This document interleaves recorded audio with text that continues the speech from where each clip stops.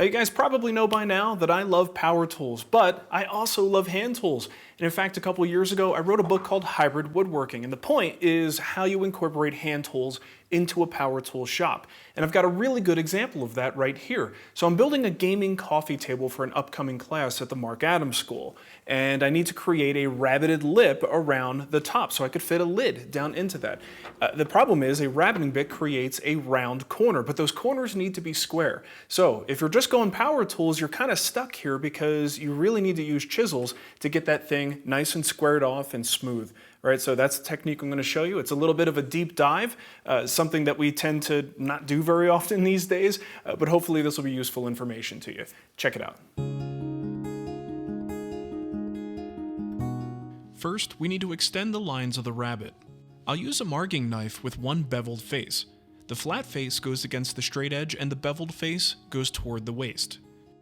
The straight edge is lined up with the edge of the rabbet and the lines are scribed in both directions. These scribe lines are incredibly important because they establish a nice crisp starting point for our chisel work. And this is way better than using a pencil because there's no debating where to place our chisel, and the scribe also helps prevent tear out. To help maintain the integrity of the lines, I'll chop in at a slight angle to remove a little chunk of material. It's not completely necessary, but it does act as something of a buffer zone.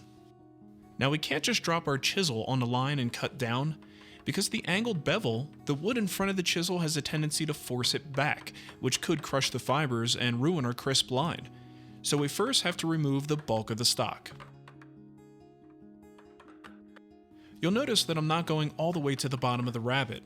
That little bit of extra material down there helps prevent making ugly chop lines in the bottom surface. When I get pretty close, I stop chopping and start paring. I actually use my body weight to help guide the chisel down the sides as it peels away a little bit at a time. Finally, I could place my chisel directly in the scribe line and chop straight down using my widest chisel.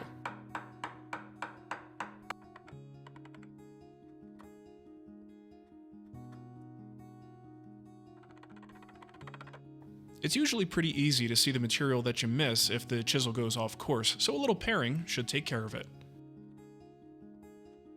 Now for the bottom, I simply use the chisel with the bevel down to plane away the little ledge and make that surface nice and flush. And any final finessing can be done with a card scraper. That'll do it.